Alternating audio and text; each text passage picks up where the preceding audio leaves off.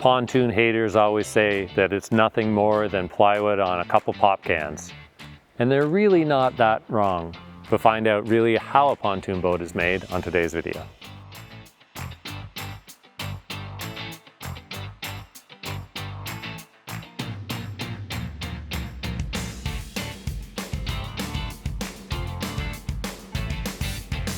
Hi, I'm Sean from Cove Lessons in Boating. And one thing's for sure, the pontoon boat market is huge. And almost all pontoon boats are basically built the same. So you have some really high-end, high-quality pontoon boats, and they're built with thicker materials and heavier brackets and better flooring and better seats and better vinyl. And then you have some lower-end pontoon boats that, in order to make the cost lower, use lower-grade materials or thinner materials. But the basic construction, other than their techniques, is pretty much the same. So in today's video, we're going to go over how a pontoon boat is made and why it is what it is, and just show you a couple of those components so that when you're on one or you're shopping for one, you know what you're looking at. So all pontoon boat manufacturers started with two basic raw materials, and that is sheets of aluminum and plywood. And really the vast majority of the boat is built with those two materials. The pontoons themselves are basically rolled sheets of aluminum that are welded together. And they can look a little bit different. Sometimes they're made oval. They're almost always otherwise made round. They're tubes that are welded on each end with a cap and a nose cone. And then brackets are welded on those pontoons all the way from the front to the back. And those brackets are where the cross members or floor joists are secured to.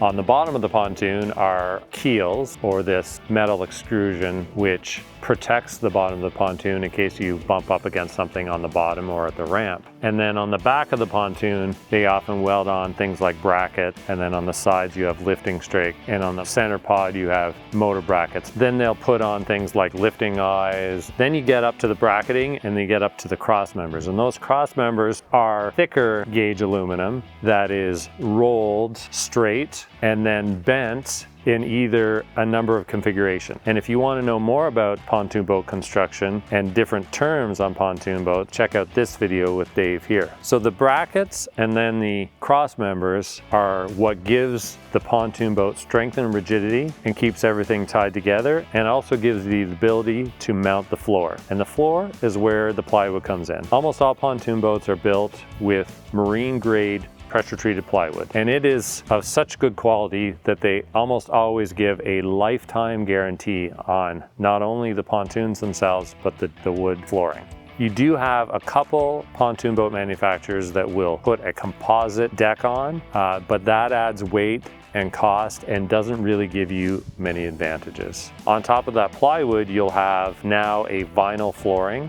Back 20 years ago, most pontoon boats were made with a carpet on top, but you have that vinyl flooring, and then you have a skirt or trim pieces that are mounted on the side of the pontoon boat deck. And then from there up, you get your rail system, which is essentially a fence that goes all the way around the boat and includes things like cleats, mounting for your bimini top, the doors. Then inside the boat, you get components like seating, the helm, and all the electronics and steering, and any of the other accessories with that model. But the base of every pontoon boat is rolled aluminum, cross members on the deck, and then a plywood floor with seats on top. They're all built in some configuration, which is very similar. So as you can see, almost all pontoon boats are made very similarly. Where you see differences is the quality of the material. Ask your dealer for specifications on how thick the aluminum is in the pontoons, how they weld the pontoons, and if they have chambers in them.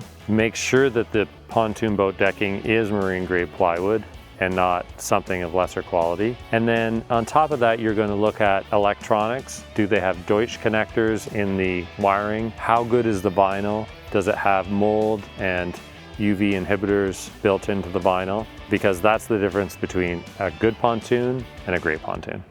Thank you for joining us on Cove Lessons in Boating for today's video. Remember to like this video and subscribe for more. Be safe, have fun, and we'll see you out on the water.